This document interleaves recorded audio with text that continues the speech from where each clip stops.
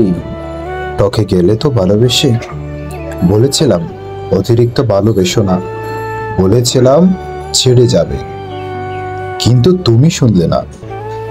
এখন দেখো ছেড়ে গেল তো, এখন কি করবে? কান্না করবে? মন খারাপ করে একলা কোথাও বসে থাকবে? যদি তুমি শুনতে আমার কথা, তাহলে আজ এটা হতো না।